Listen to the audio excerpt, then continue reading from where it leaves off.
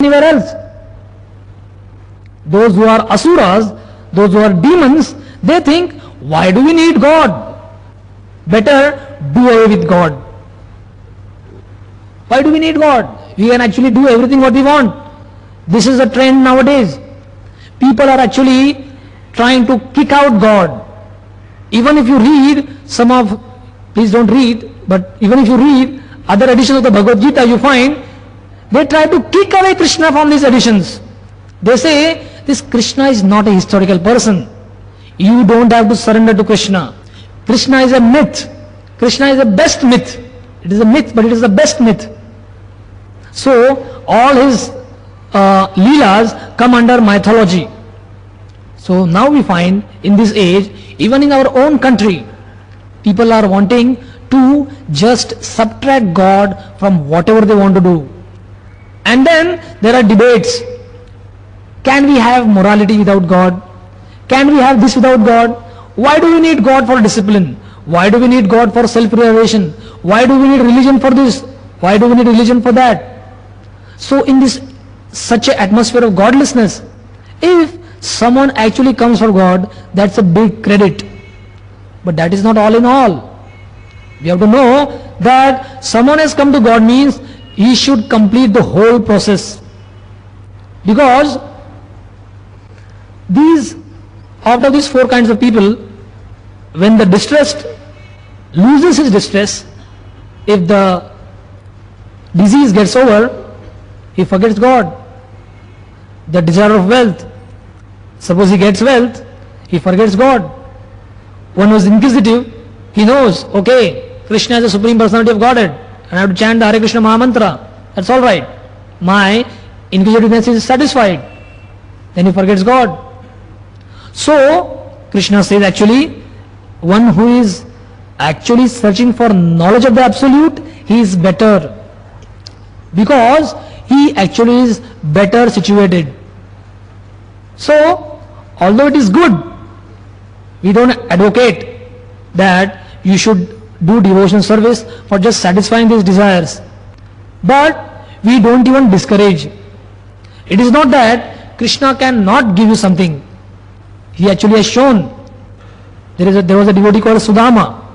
Sudama did not ask for anything, but he got so many things which he didn't even dream of. So, why do we say Krishna gives something to one person and he doesn't give something to other? He knows what is best.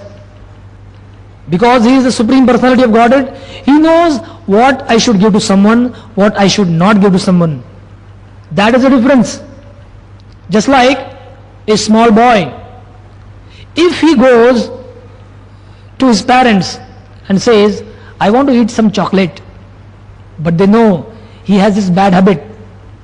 He is eating so much sugar that his teeth are starting to decay. So his mother or father may say, no, unless you take the medicine, unless your teeth get nice and strong, I am not going to give you any money for any chocolates. Suppose some or other, he gets some money and he goes to a shopkeeper and he says, please give me one chocolate bar. Will the shopkeeper ask him, are your teeth decaying? Do you suffer from tooth decay? Are you taking some medicine? No. He says, this fellow has given me the money, I am duty bound to give him whatever he wants. So, why are these people called pious? What is their piety? They have come to the Supreme Personality of Godhead. They have come to Krishna. They have not gone to any other demigod or anyone else. Because the demigods are people like the shopkeeper. They won't ask you, Mr. So-and-so, you want money? Here it is. You want this? Take this. You want that? Take that. But they will not ask you whether this is good for your health. Taking more and more chocolates will actually make the situation worse. So we find so many people who are demigod worshippers, but they never have that satisfaction. So many people do so many kinds of things to satisfy their inquisitiveness, to gain wealth, to actually get rid of some disease, but they don't get mental satisfaction. They don't get peace of mind. So the Chaitanya Charitamrita says, Bhukti Mukti Siddhi Kami Sakali Ashanta Krishna Bhakta Nishkama Ataeva Shanta. He says, Bhukti, somebody wants material sense gratification. Mukti, somebody just wants to get rid of the whole thing. Siddhi Kami, somebody wants perfection of yoga, Hatha Yoga especially. He wants to do some miracles. All these people, all those who desire this, Sakali Ashanta, they never get peace of mind. Krishna Bhakta Nishkama Ataeva Shanta. A devotee of Krishna is actually Nishkama. What is this Nishkama? Does it mean no desire? There are many philosophies who say, you have problems because you have desires. Why do you nurture so many desires? Just get rid of the whole thing. Make your mind desireless. But the soul is always active. We are active now in this disease state. So in this disease state, if the activity is there, how can there be no activity in the liberated state? If somebody has a very big house, and the house gives him so many problems. The government is taxing him, the municipality is taxing him, he doesn't have any money to pay for the rent, to pay for the cess, all kinds of taxes, to pay for the painting, pay for the electricity. So he's always concerned, what should I do? I got this big house from my forefathers. If I burn it down, then no more tax, no more expenses, nothing. That is not a solution. What he can do is, he can give some part of the house on rent. He can generate money out of that. With that same money, he can sustain himself. He can also make some profit. So, the house is not the cause of his distress. He is not properly using it. Your desires are not the cause of your distress. You are generating impure desires. All these desires are taking you away from Krishna.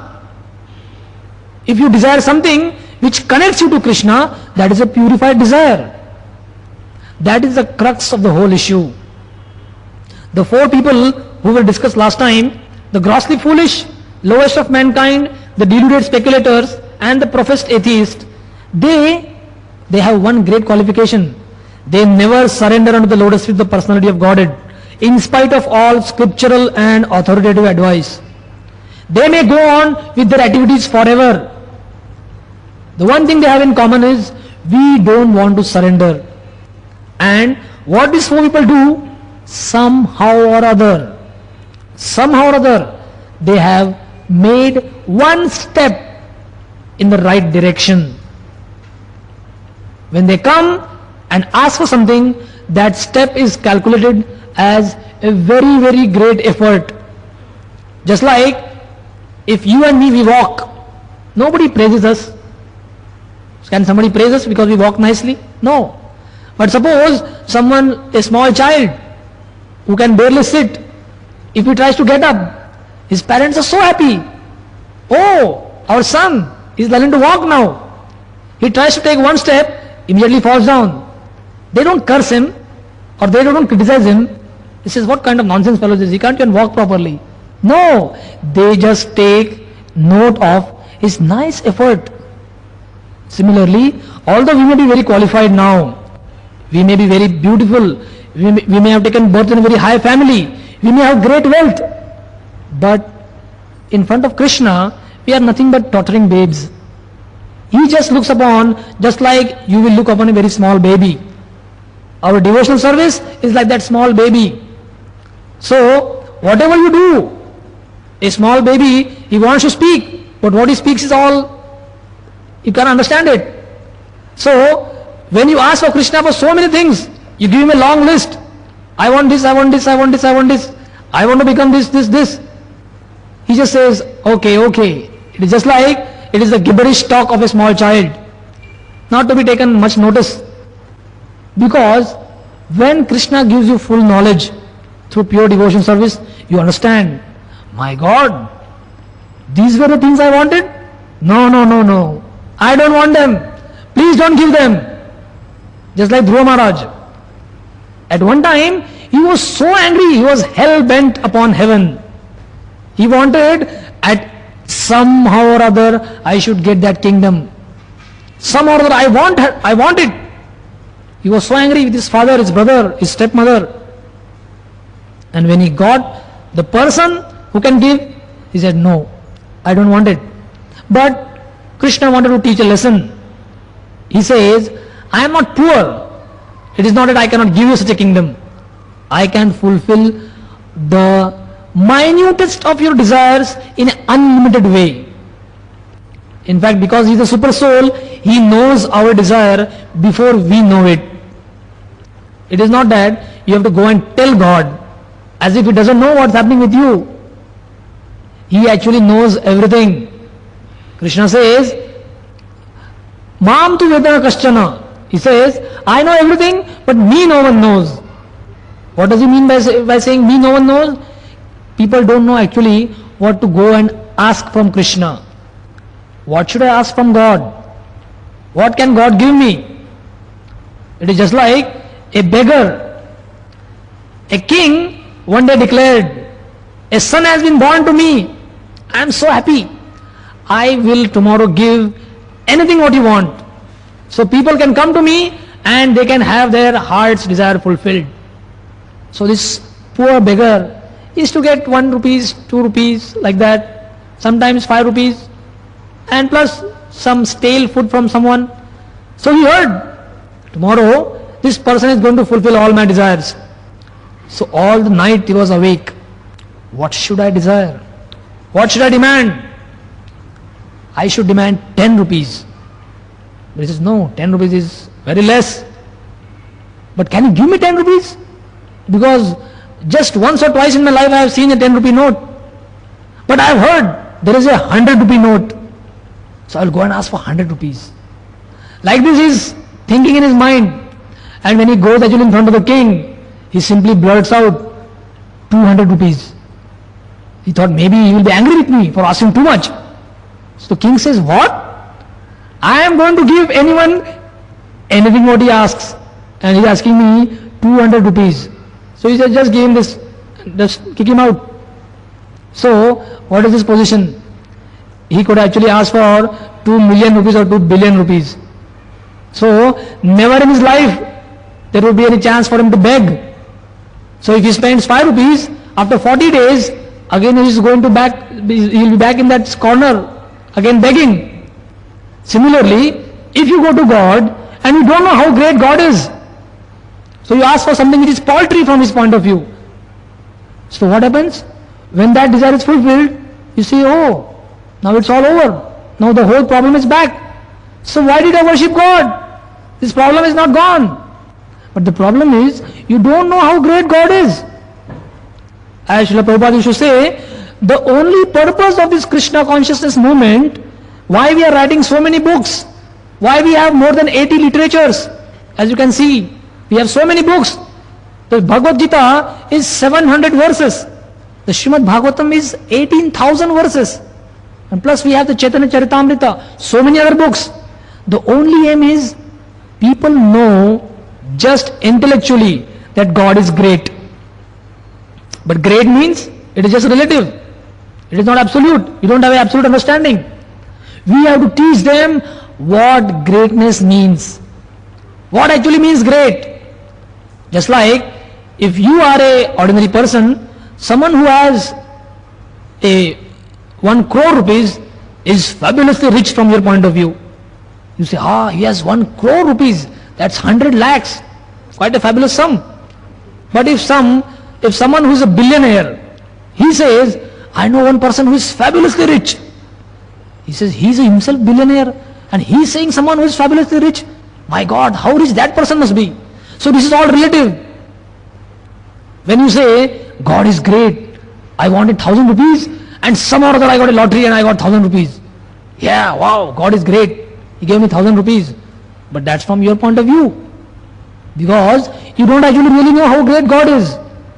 So, when we come in contact with transcendental knowledge, then we understand, He can give me whatever I want.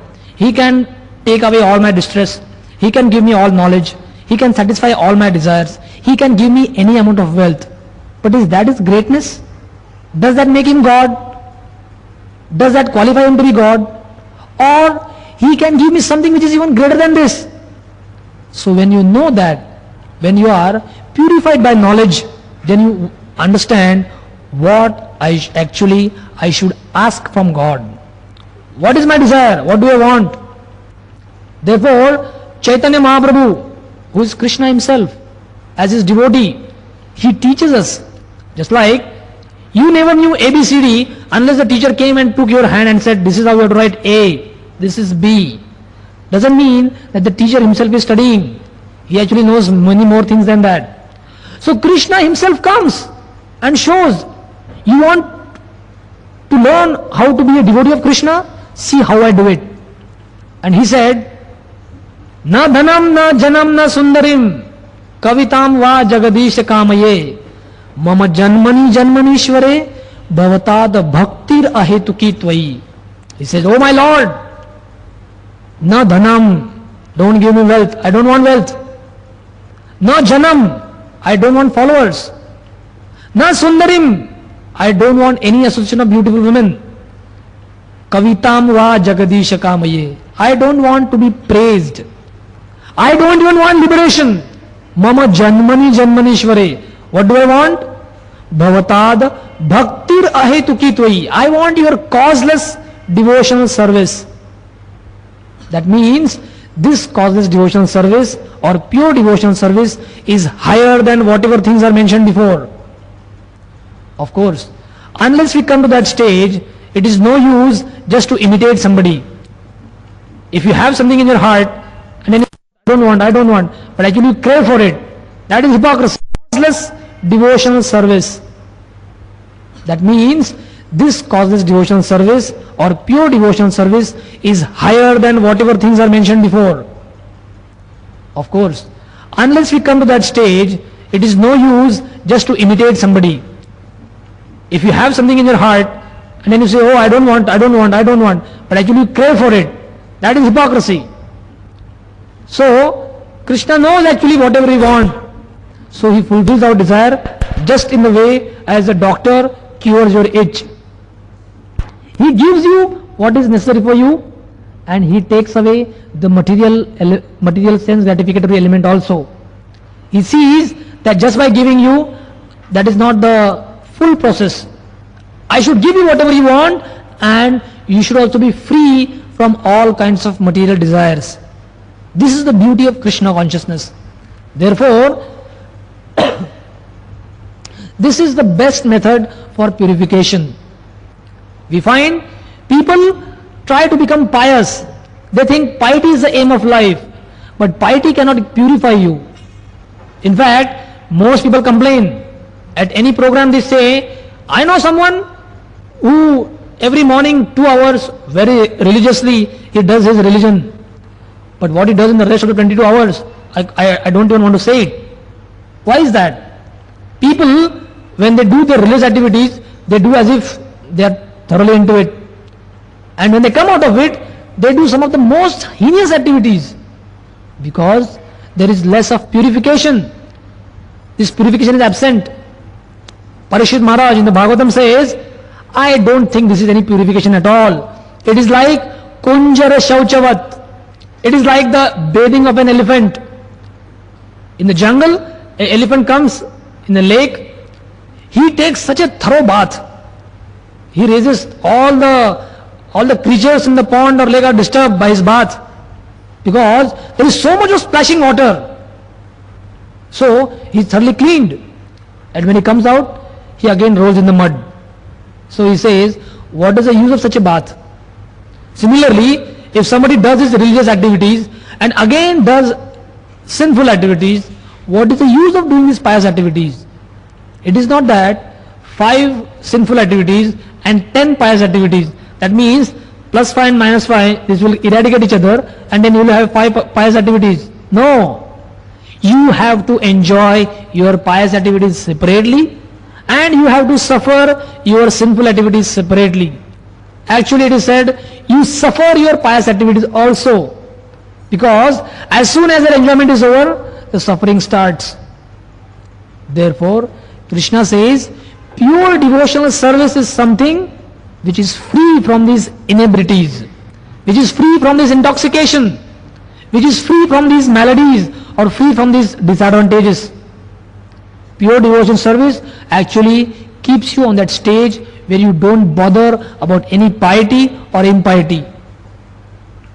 Krishna says, just do this, and if you do it, you are actually following the highest principle of religion. Krishna said to Arjun, shoot. So he shot the arrows. He said, do this. He did that. Yudhishthira Maharaj was told, you go and tell Dronacharya that Ashwatthama is dead.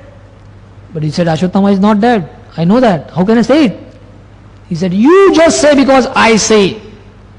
So he said, Ashwatthama is dead. But then his mind very slowly muttered, Ashwatthama the elephant. So actually he was afraid, if I say a lie, my name will be tainted. I am supposed to be someone who has not spoken any lie. But of course, this is a leela on the part of God to teach. Actually, your name is tainted because you did not obey the order of Krishna. So, Yudhishthira Maharaj's chariot, which was a bit higher, on a higher level than the ground, it actually came down. He had to suffer a bit. There was some disadvantage. So, unless we understand that obeying Krishna is the highest pious activity, because he is supremely powerful. The Ishopanishad describes him as Asna Viram Shuddham Apapaviddham. God is Apapaviddham. There is no sinful activity which can taint him. So, if you want to do something and not suffer for sinful activities, what should you do? You should associate as thickly, as closely as possible with God. That is what you should do. Suppose you also get the qualities of the sun, then whatever you do also is sterile, is sterilized. As we know, some injections, they are putting boiling water so that no germs can grow there. That means heat has a sterilizing effect. Heat can kill away all the germs which can cause disease. Similarly, God or Krishna, whatever it does, these activities are all pure. And therefore, one who comes in contact with God or his devotional service is also slowly brought to the platform of purity. And this is what is lacking nowadays. In a sense, we do so many things, but those activities are not, they don't have that potency. You may have so many electrical points, but if those points don't have any electricity in them, you may catch hold of any wire. You may feel no problem.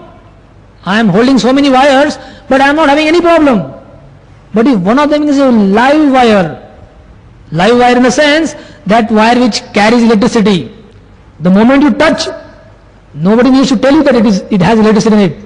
You immediately feel, oh, I got a shock. Why? Because there was electricity into it. Similarly, we may go to so many satsangs, we may go to so many temples, we may perform so many pious activities, but our devotional spirit is dead. We don't have any life in us. So people claim, I went in front of that idol or deity or statue, it is all dead stone. How can that stone react to me? But your devotional life is also dead. So how can that stone speak to you? How can it relate to you? You have at least to do some piety, some pious credit. And when you are fortunate to come to a place where you get that real devotion service, shock. Immediately you get a shock. So, we'll stop here. We'll get a shock when we see the beautifully dressed Radha Gopinath. I hope this shock doesn't shock you. It can actually shock us out of material life. Hare Krishna.